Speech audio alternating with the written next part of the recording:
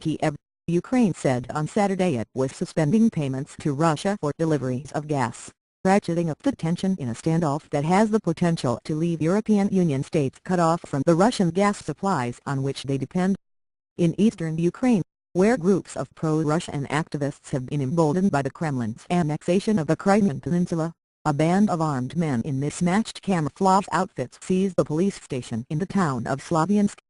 Russia and Ukraine have been locked in confrontation since protests in Kiev forced a Moscow-backed president from office, and the Kremlin sent troops into Crimea.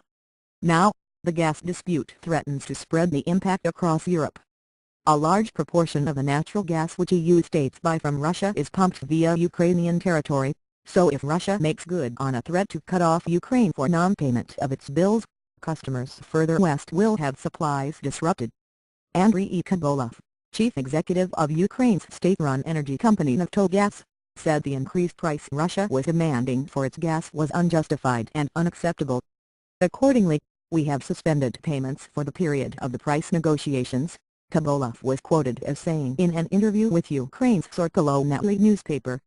In fact, Ukraine has de facto stopped payments already because it failed to make an installment of over $500 million due earlier this month to Russian state gas giant Gazprom. But the decision to formally suspend payments shows there is no sign of a compromise with Moscow, and may push the two sides closer to a repeat of past gas wars when Ukraine's gas was cut off, with a knock-on effect on supplies to EU states. Kiev and Brussels have been scrambling to blunt the impact of any decision by Moscow to cut off gas to Ukraine. In particular, they are working out ways to keep supplies flowing to EU states, and for those countries to then pump the gas to Ukraine by reversing the flow in their pipelines. Moscow says it does not want to turn off Ukraine's gas if it can be avoided, and that it will honor all commitments to supply its EU customers. Gazprom could not immediately be reached for comment on Saturday.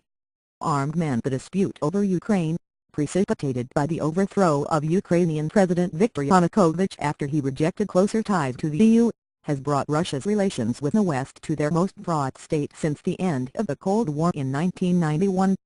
In Slaviansk, masked men armed with pistols and rifles stood guard near the police station as hundreds of locals gathered around, some building barricades with car tires, according to a Reuters photographer on the scene.